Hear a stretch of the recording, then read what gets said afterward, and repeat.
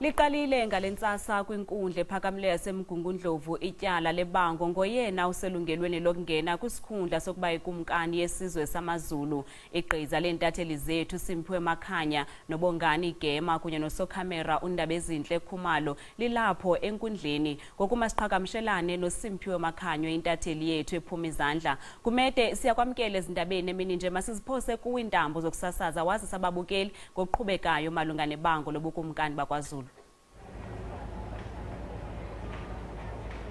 Lesa ngibingelela kwana bese ngibingelela kuyena umbukeli wezindaba ngisho ukuthi singaphandle kwenkantolo ephakeme lapha eMgungundlovu nala khona ziqiniswe ke ngendlela isimanga ke ezokuphepha kusukela namhlanje ekseni.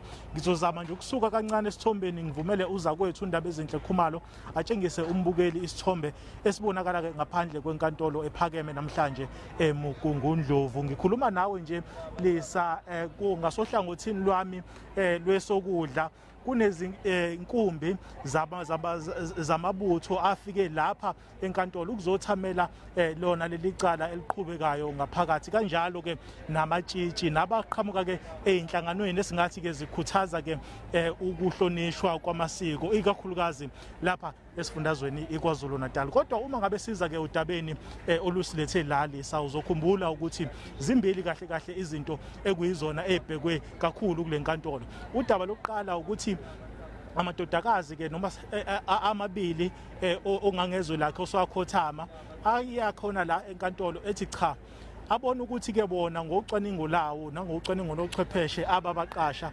incwadi yamafa iyasayinwa ayikho semthethweni bathi umuntu owasayina kuleya ncwadi yamafa kwangeyena ubayede ongangezwe lakhe osakhothama uGoodwill Zwelithini. Kunolunye futhi udaba ke futhi olubhekwe kakhulu udaba ke loyo lwendlovukazi noma sikulwendlunkulu oqala ke esilweni sesakhothama esingathi uNdlunkulu uSibongile Zulu naye ke uyasho uthi cha njengonkosikazi wokuqala ke ngokomthetho lapha kulomshado wabo ke nobayede ubona ukuthi yena ukumfanele ke ukuthi ke athole u50% wamafa ke akhe ubayede osakhothama. Uzokhumbula phela ukuthi lencwadi yamafa ke imqoka kakhulu kuleli cala ngoba iyona eyanikeza igunya uNdlunkulu osakhothama uManthombi Dlamini Zulu ukuthi ke aqoke ukuyena ozongena esihlalweni sobukhosi lapha kwaZulu. Leyo ncwadi ke iyona ekuthiwa ke abaqhamuka ngasohlangothini ke olunya bathi ke cha leyo ncwadi ayikho semthethweni kepha ukuzwa ngabanzi ngokuthi uqhubekeni namhlanje enkantolo kusukela kusile asamukele uza kwethu uBongani wakwaGema ozosithatha asibeke ukuthi kwenzakeleni namhlanje enkantolo. Gema sikubingelele baba sikwamukele indabeni awusongele nje ngamafufuphu ukuthi yini eyenzekile namhlanje enkantolo kusukela kusile. Ngibonge Makhanya ngibingelele nombukeli weindaba zeSABC. Ngempela ke Makhanya siphuma ngaphakathi enkantolo okuyena ongamelelo nake lelo cala leli uyena ke uJaji uMjabuliseni Madondo ke esekuzwile ke Makhanya nje ubusushilo nawe ukuthi ke umama uNdlunkulu wokuqala umama uSibongile Zulu ufuna inkantolo iqinisekise ukuthi uyena ngempela kufanele athole u50% wamafa.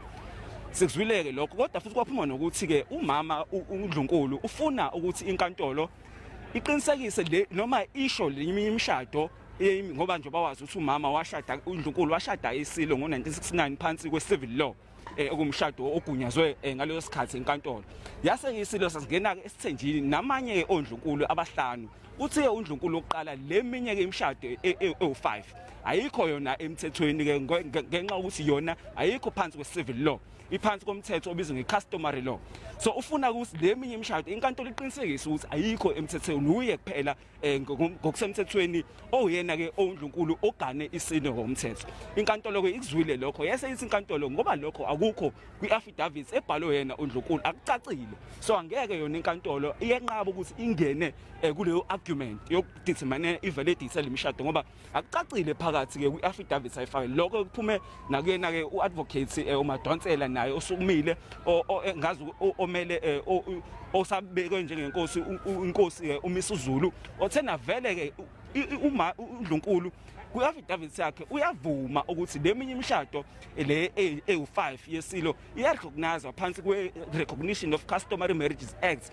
Okusho njengoba kuvume lokho okusho ukuthi uyavuma ukuthi lemshado inawo ama-legal consequences okusho nayo kufanele iyarecognizwa komthetho. Iyona-ke into ade besaphikisana ngayo leyo. Okunye ophumile yona amakhanya ukuthi-ke uNdlunkulu banenhloso yokuthi bacele ujaji uMadondo ukuthi athi ukushenqa kancane leli cala abakubekayo ukuthi ke engathi waba yingxenye yeminye imishado yoNdlunkulu abagane isilo bathi ke ngalokho bazocela ukuthi banenhloso yokufaka isicelo sokuthi athi ukushenqa bathena ke bayacela ukuthi leli cala lithi ukuma kancane okwamanje ke makhanja saphumile kusuka sibuye ngo2:15 ilapho sizozwa khona inqubekela phambili.